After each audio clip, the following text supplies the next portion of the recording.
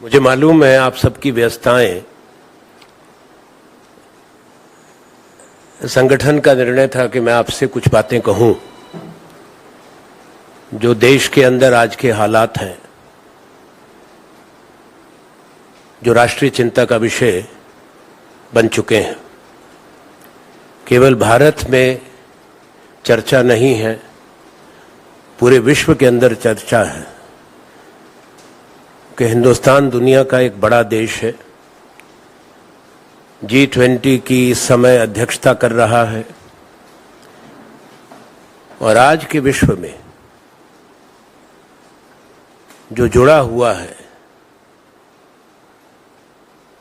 एक दूसरे पर निर्भरता है देशों की और द्वीपों की।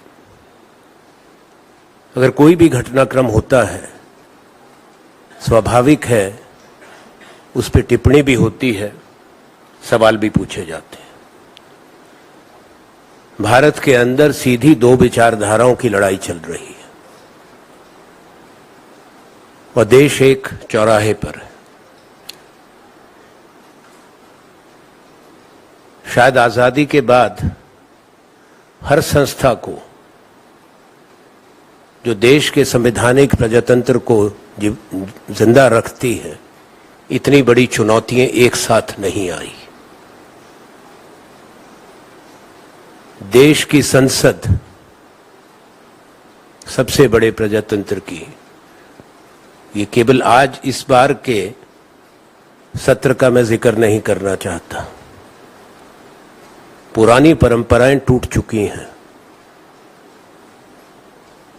जहां जिंदा चर्चा होती थी, विपक्ष के सवाल उठते थे, सरकार राजी होती थी, बहस होती थी, वो बंद हो गई। टकराव का सीधा, मैं दोष की बात नहीं करता, जिम्मेवारी मौजूदा सरकार की है, सत्ताधारी दल की है। जिम्मेवारी सरकार की होती है कि देश की संसद चले, लोगों की अपेक्षा रहती है चर्चा हो, राष्ट्रीय समस्याएं, जनहित से जुड़े विषय उठें, और विपक्ष की एक भूमिका रहती है कि सरकार की जवाबदेही तय करे। वही एक मंच होता है। अगर सरकार सदन में बाधा डाले और सदन ना चले, एक सत्र नहीं कई सत्रों में अब है, किसी भी विषय पे चर्चा की मांग, उसको नकारा जाता है। समय आ गया, ये अंतराल की बात नहीं है कि फिर अगला सत्र आएगा उसमें क्या होगा। एक बड़ा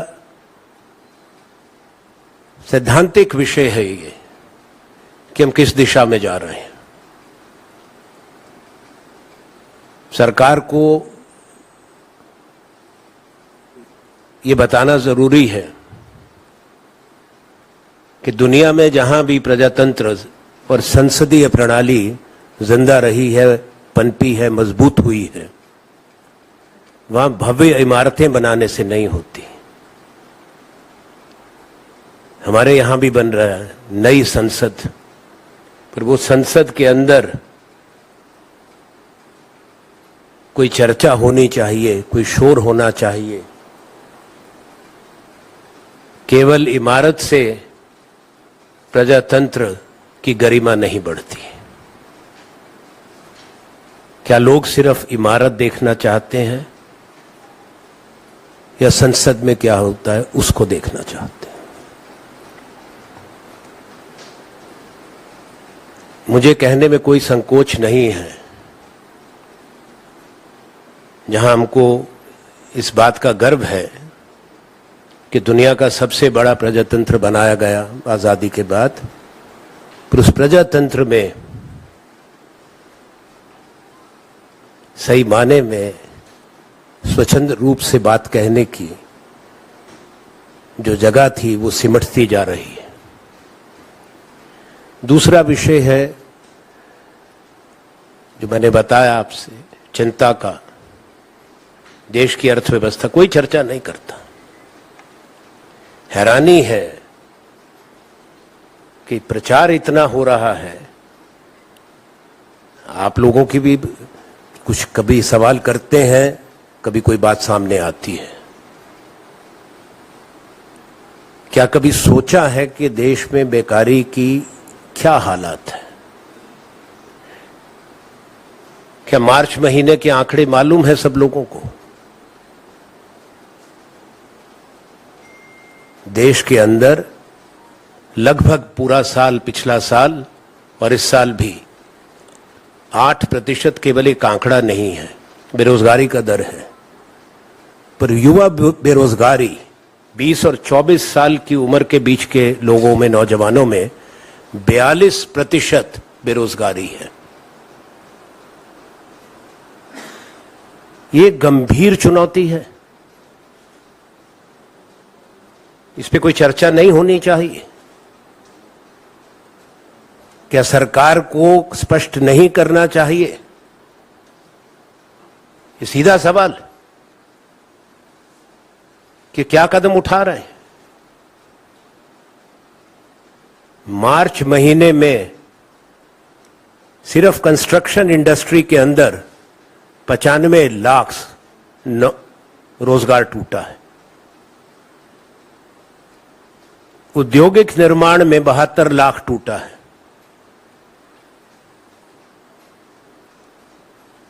और रिटेल सेक्टर के अंदर 65 लाख टूटा है। ये मैंने 3 ही सेक्टर गिनाए अभी।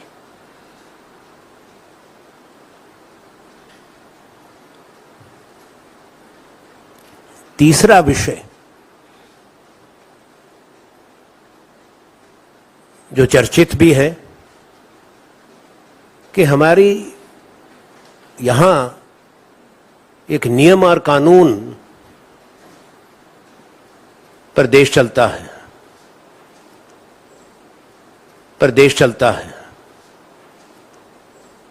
संवैधानिक प्रजातंत्र को एक बड़ी चुनौती है, खास तौर पे जब विपक्ष और विपक्ष के नेता निशाने पर रहते हैं। भारत की न्यायपालिका के लिए, हमारे प्रजातंत्र के लिए और विशेष तौर पे मैं कहूंगा हमारे जुडिशरी के सामने एक बहुत बड़ा इम्तिहान का समय है। व्यक्ति विशेष की बात नहीं है। राहुल गांधी जी का जिस ढंग से जो एक फैसला आया और तेजी से सदन से निष्कासित करना कोई अच्छा संदेश नहीं है।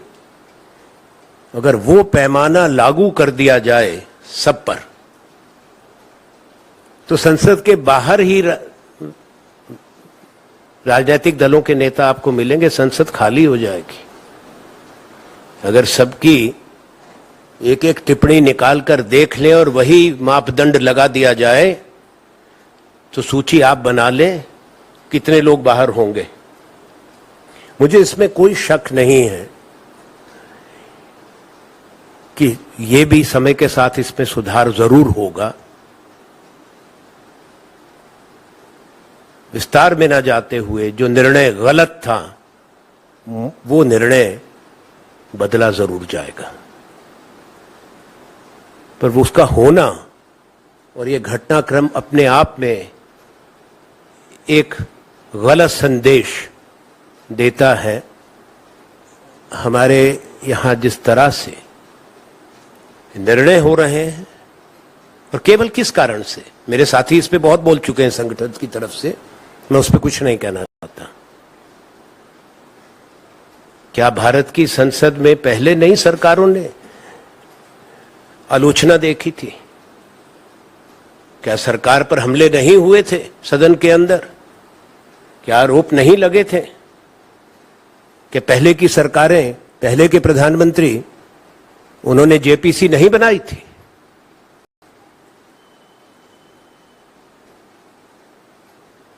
सबसे पहले जेपीसी राजीव गांधी जी के समय में बोफोर्स पे बन गई थी। स्टॉक मार्केट स्कैम हुआ था 1992 में, उस पे जेपीसी बन गई थी। उसके बाद निरंतर जेपीसी बनती गई, पिछली सरकार के समय में भी 2G पर विपक्ष ने जेपीसी मांगी, बनी। वीआईपी हेलीकॉप्टर स्कैम पे जेपीसी मांगी, बनी। सरकार ने खुद बना कर दी। अब 2 जेपीसी बनी थी अभी पिछले 9 बरस में। एक तो जो गलत कानून लाए थे लैंड एक्विजिशन का, और दूसरा डेटा प्रोटेक्शन पर।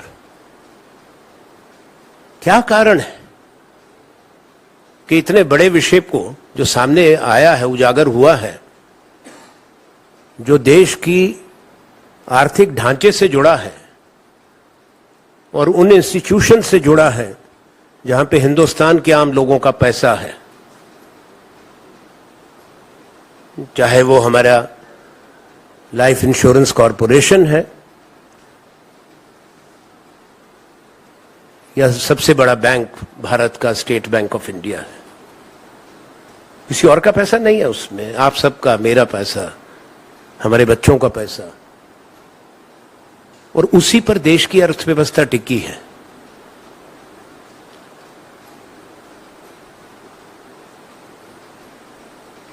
राजनीति के शोर में और जो माहौल है, मैंने जैसा जिक्र किया, इसमें कटुता है, टकराव है, बड़ी तस्वीर हम देखना छोड़ चुके हैं। शायद समय आ गया है, इस देश को गंभीरता से सोचना पड़ेगा एक कानून बनाने का, मोनोपोलीज को खत्म करने का। इतनी बड़ी खाई बन चुकी है अमीर और गरीब के बीच में, वो चर्चा का विषय देश में नहीं रहा। As I have said, there are few important things on which I have shared my concerns. This overall state of affairs in the country, especially a dysfunctional parliamentary democracy, which has been undermined, pulverized, paralyzed by design, not by default.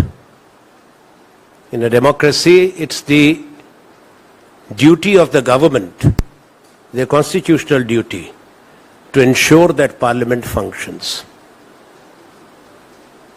As the old saying goes, you all know about it, I hope, that the Parliament is meant primarily not only for the government bills, but for the opposition, to raise issues and to fix the accountability of the government.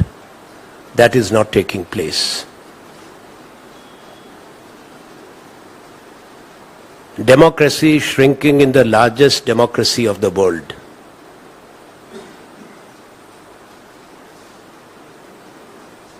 And magnificent buildings, new building. I have not seen any major democracy in the world obsessed with a new building of Parliament, and Parliament doesn't function. And you are celebrating the building, not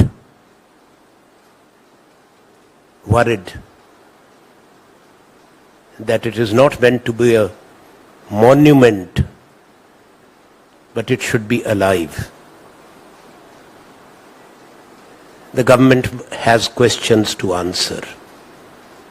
And the government also must not run away from the ground reality in India, the state of affairs of the economy, is monumental failure in the management of Indian economy, frightening levels of unemployment, youth unemployment, which I have referred to, between the age of 20 and 24, 42% is the unemployment rate. I have given the details of 3 important sectors where heavy job losses have taken place in the month of March itself. Construction, industry, manufacturing industry, and the retail sector. If you add up, are we marching forward or backward? That's the question.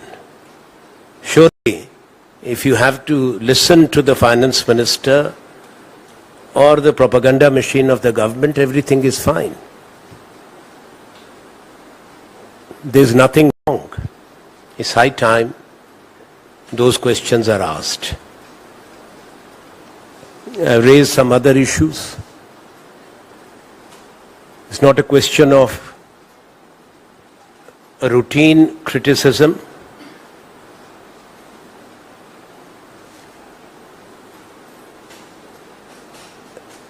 There are issues which have found resonance of concern nationally and globally. Much has been said also about the decision, deeply flawed in law, in constitution, that is Shri Rahul Gandhi's conviction and disqualification.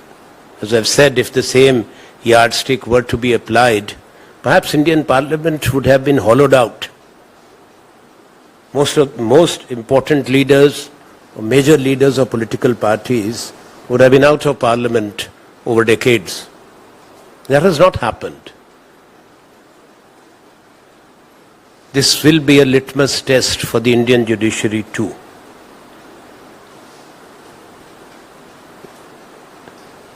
I have no doubt what is wrong will be corrected. A flawed decision in law will be reversed. And I say that with my understanding of law and constitution. This is not the forum to argue or to add to what we have said and my colleagues have said recently when we talk to the media across the country. And I have myself spoken in great detail in the press conference in Bengaluru. I know today is a day when media attention, as I was told by Sunil Prabhu, is elsewhere. But if there are any questions which are relevant to the issues that I have spoken about, please do ask me. I don't come every day. If anybody has questions, I will take it quickly, and thank you.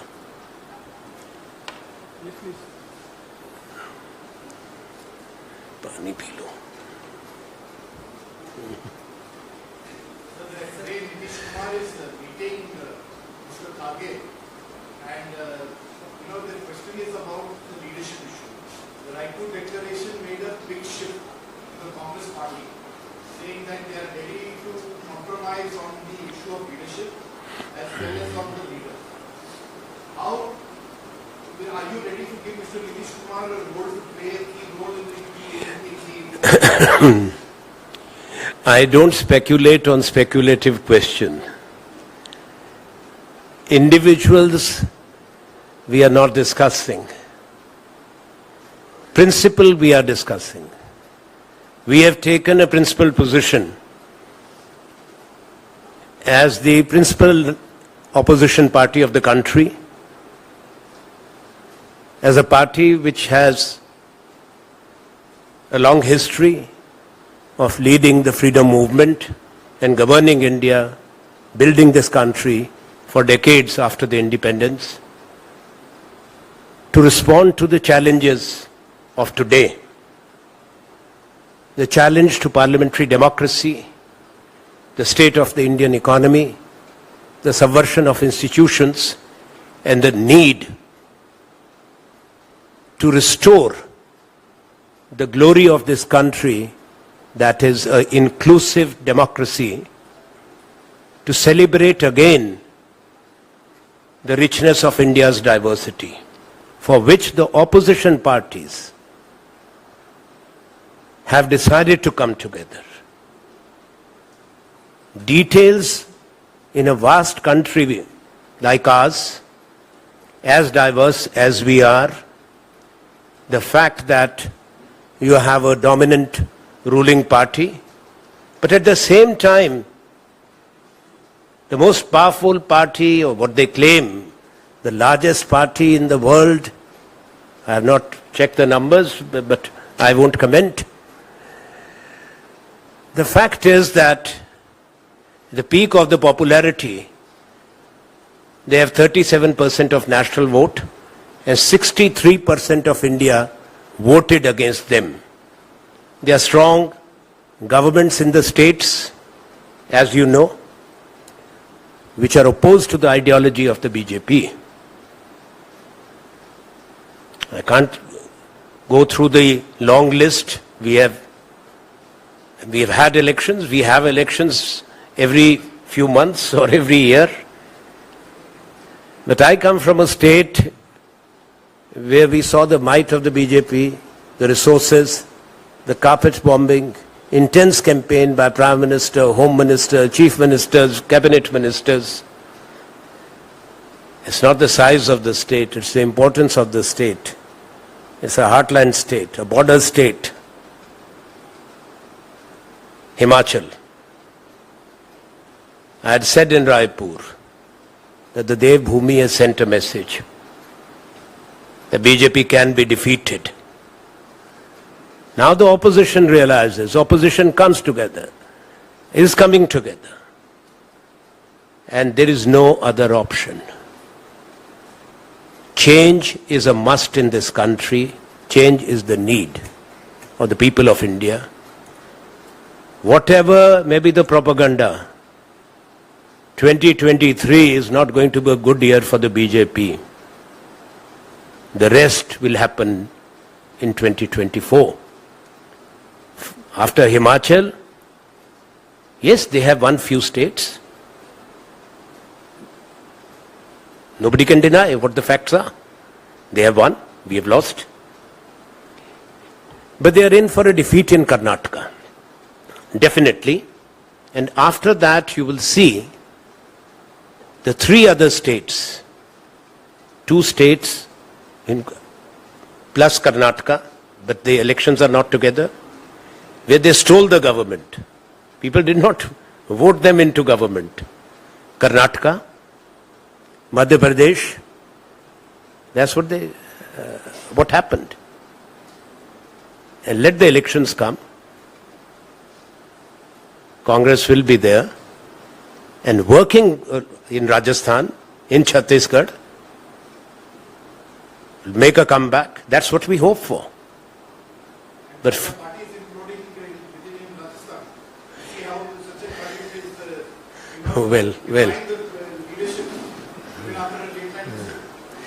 well,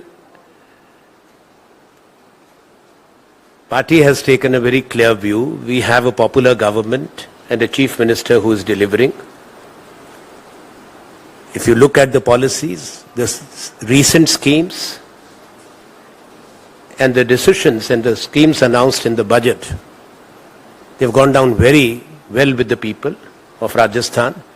We are more focused as a party in strengthening and also the party, but also ensuring as a government their effective implementation of the schemes which people have welcomed for the renewal of a mandate few months down the line in Rajasthan.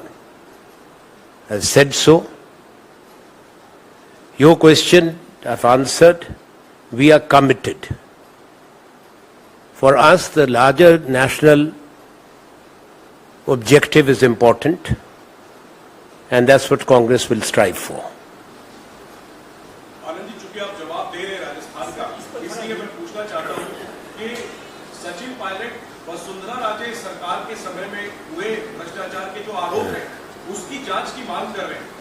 ये party विरोधी, कांग्रेस विरोधी कैसे है? क्योंकि कांग्रेस के जो प्रभारी हैं, उन्होंने ऑफिशियल स्टेटमेंट में इसको देखिए, ये तो मैं प्रभारी नहीं हूं, पर इतना कह सकता हूं, पार्टी के प्रभारी ने इस पे अपने विचार व्यक्त कर दिए हैं, जिनको जिम्मेवारी दी गई है अधिकृत। देखिए, अधिकृत रूप में मैं इस पे चर्चा नहीं कर सकता, ये विवाद का विषय नहीं है। कोई भी संगठन है, हमारे यहां तो कम से कम यहां तक तो पहुंच गए, दूसरी जगह उसको क्या कहते जो सत्ताधारी दल है। और कोई आज थोड़े है, वो सुंदरा राजे कोई कल प्रकट हुई है, कोई नई बातें कोई सामने उजागर हुई हैं। तो सरकार का हिस्सा भी रहो लंबे समय तक, और अचानक आजकल में कोई, मैंने तो सुना नहीं कोई ऐसे वाकया हुआ, कोई घटनाक्रम हुआ। तो प्रभारी ने अपने विचार दे दिए हैं, पार्टी ने अपनी स्थिति स्पष्ट कर दी है। सर, पार्टी से मेरा सवाल है, अगर आप पहले की सरकार पर करप्शन के चार्ज आपकी पार्टी ने लगाए, आपका एक लीडर कह रहा है, मैंने इसका सवाल का जवाब दे दिया। I can't have a discussion. Party के अपने नियम होते हैं कि क्या चीज अनुशासन की परिधि में है, क्या अनुशासन के बाहर है। आनंद जी, एक सवाल मेरा है। अभी आपने जो अपना ओपनिंग रिमार्क किया, उसमें आपने कहा कि हाल के सालों में स्पेशली जब से ये सरकार आई है, जो डेमोक्रेटिक वैल्यूज है, इंस्टीट्यूशंस है, ये सब कॉम्प्रोमाइज हो रहा है। लोकतंत्र में जिस तरह का डिबेट और वो सारे वैल्यूज गिरते जा रहे हैं। कई ऐसे लोग थे कांग्रेस पार्टी में जो सालों साल इस विचारधारा से जुड़े रहे, मैं किसी का नाम नहीं लूंगा, जिन्होंने कई दशक निकाल दिए। उनकी ये जो आइडियोलॉजिकल आइडेंटिटी और जो एक आस्था थी, वो धीरे धीरे खत्म हो गई और वो या तो कहीं बाहर चले गए या दूसरी तरफ चले गए। आपको लगता है कि वो क्यों ऐसा हुआ, क्यों उन्होंने ऐसा सरेंडर किया जिनके साथ वो लंबे अरसे तक रहे? ऐसे लोग क्या कांग्रेस की आइडियोलॉजी से क्यों साथ जुड़े नहीं रहे? मैं किसी का नाम नहीं ले रहा, इसके पीछे क्या है? क्या वो, मुझे नहीं लगता कि, देखिए, राजनीति में जो आवागमन है, मतभेद हैं दलों के अंदर, कई बार मतभेद के साथ साथ गुटबाजी भी है, वो कोई नई बात नहीं है, हर राजनीतिक दल में रहा है। वो कोई पहला वाकया नहीं है कि लोग राजनीतिक दल छोड़ के जाते हैं या अपना अलग रास्ता चुनते हैं। हर दशक को देख लीजिए, हमेशा होता रहा। और कोई ऐसा विशेषज्ञ नहीं है जो कि किसी दूसरे का मन पढ़ के उसके कारण बता सके, वो विश्लेषण करना भी संभव नहीं है। सर, राहुल जी सांसद पर खारिज करने का जो ट्वीट था, वो बहुत जल्दी जल्दबाजी में लिया गया, आप भी सहमत हैं इससे? उनको एक दिन के अंदर ही मामलों हल करने का नोटिस दे दिया। लेकिन ऐसे बहुत सारे नेता हैं, जिनमें आप भी है, जिनका नाम खत्म हो जाने के बाद भी आप पकड़ो नहीं बन सके, एकदम से देना। नहीं, कोई हंसने की जरूरत नहीं, आप प्रश्न करें। पहले मैं आपके प्रश्न के, मैं समझ गया, आपकी मंशा भी समझ गया। ये राहुल जी पे कम है, आराम से बैठिए, है, मुस्कुराइए। सबसे बड़ी बात है, राहुल जी का जल्दबाजी की सिर्फ बात नहीं है। आप एक पत्रकार हैं, आपको समझना चाहिए। मैंने उस पे कानून और संविधान से जुड़ा सवाल उठाया है। कोई अधिकार नहीं है भारत के संविधान ने दिया किसी को, ना लोकसभा के अध्यक्ष, ना लोकसभा के सचिवालय को, सेक्रेटरी जनरल को, एक चुने हुए सांसद को निष्कासित करने का। आर्टिकल 102 एंड 103, 102 और 103 भारत का संविधान का जरा पढ़ लें। वो केवल भारत के राष्ट्रपति को अधिकार था। इसीलिए मैंने कहा एक गलत निर्णय है जिसको चुनौती है। दूसरा आपका प्रश्न है कि बंगला खाली करने का, वो नियम है, वो नोटिस जाता है हर किसी को 30 दिन का नियम रहता है, पर उसके साथ ही नियम भी हैं, क्योंकि सरकारी बंगले नहीं है। एक आपको अंतर समझना पड़ेगा कि कौन से बंगले या मकान भारत की संसद के हैं, लोकसभा पूल के हैं या राज्यसभा पूल के हैं, और कौन से ऐसे मकान हैं जो सेंट्रल पूल के हैं, भारत की सरकार के हैं। संसद के अपने नियम होते हैं। ऑथराइज्ड और अनऑथराइज्ड ऑक्यूपेंसी होती है, और किसी सांसद की टर्म खत्म होने के बाद भी दर्जनों उदाहरण आपको मिलेंगे दशकों के, जब कारण भी उल्लेखित होते हैं, जो अधिकृत ऑथराइज्ड ऑक्यूपेशन दी जाती है, उसके नियम है। क्योंकि आपने सवाल किया है, the house in which I presently there is an authorized occupancy by the parliament, by the Rajya Sabha. I have not even for a day or a second been in any unauthorized stay. Number two, after my term, as per the rules of the parliament, I stay only for a limited period of extension on market rent, which is notified. So do your homework before you ask me such questions. Whatever is there is in public domain. It's not that anybody has done any largesse. I have not made those rules. I have not fixed those market rates. Go by the parliament bulletin, gazetted, notified. If you find fault with that, I can't help you.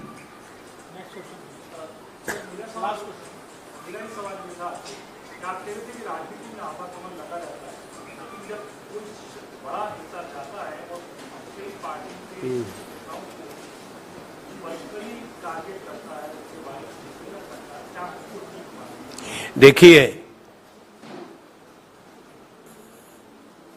राजनीति में हर व्यक्ति का एक अपना दृष्टिकोण होता है, हर व्यक्ति की एक अपनी आजादी रहती है, कोई टिप्पणी करने का, अपना मन बनाने का, अपना निर्णय करने का।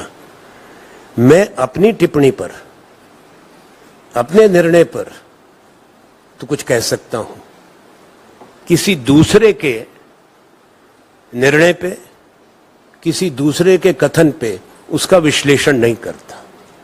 वो मेरी कभी आदत नहीं रही है। पर एक चीज जरूर है, राजनीति में स्वाभाविक है कि मतभेद होंगे, दलों के बीच में भी, विचारधाराओं के बीच में भी, और दलों के अंदर भी मतभेद रह जाते हैं, दृष्टिकोण अलग अलग होता है। दुर्भाग्य आज की राजनीति का ये है कि मतभेद जो स्वीकार्य है वो मनभेद में बदल गए हैं। ये दुर्भाग्य। धन्यवाद। Thank you very much.